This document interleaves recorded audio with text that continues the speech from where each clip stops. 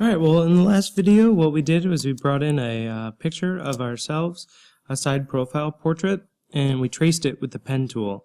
And that was really the most difficult part because as a beginner the pen tool is pretty difficult.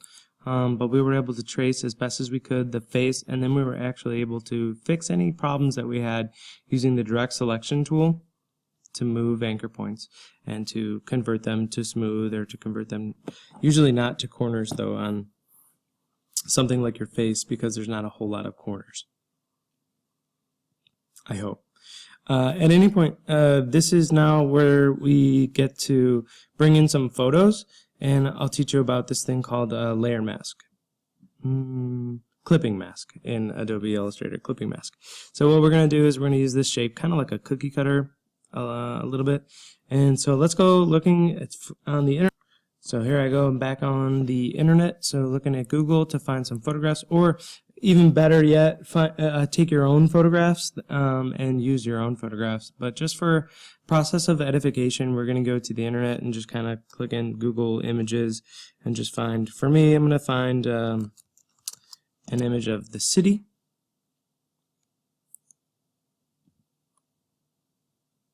So as I type in city and I start looking, good idea to go to search tools and to go to size and specify that you want some images that are of higher quality. Just a good practice to be in. And I'm just going to find a picture of the city, go to the website that it's on, and just kind of borrow this just so that I can learn how to do it. I'm not trying to show this as my own work or try to sell it or anything. I'm just trying to learn how to use Adobe Illustrator to make a clipping mask. So that was taking too long, so I'll find a different one.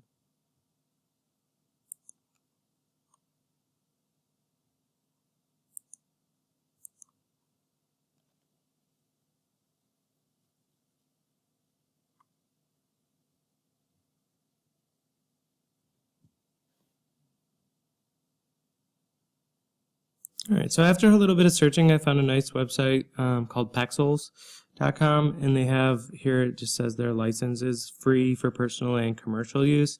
So it's not like I'm not worried about using some of these images just for learning. So I'm going to go ahead and I'm going to right click and just save this to my H drive, or just copy image and then move to Adobe and edit, paste.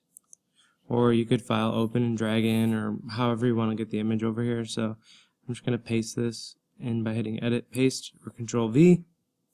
Now I've got one image, and this is the image that I'm actually going to use to like cut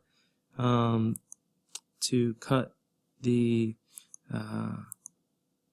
face shape out of. So I'm going to stretch this a little bigger using from the corner, holding down Shift so it doesn't get all pixelated, and I'm going to move it to the back so that my face is on top of this photo. Then I'm going to select both of those items. Your face has to be in front, so it has to be on top so you can see the shape that is your face. And then once you select both of those items by clicking and dragging a selection box or holding down Shift, will also allow you to select the picture of the city, and then holding down Shift still clicking on my face so that both items are selected. You just simply go to Object, Clipping Mask, Make. And that just kind of masks the shape of your face and the photo so that your face becomes like a picture. The picture is the city, and now there I place that back in the middle a little bit. And now I have to just search for a background. So I'm going to use that same website to look for a background that would look interesting as a second image in this photo montage type project. So I'll be right back. Alright, so now I found a second image to use using that Pexels website. I found this image of this natural scene, which I thought would be kind of like a cool contrast, the nature versus the city or whatever. So I'm going to copy this image and bring it into Adobe again by Control V, and then of course look at how small that came in. So I'm going to have to stretch that out. Control, holding down Shift and pulling from the corner.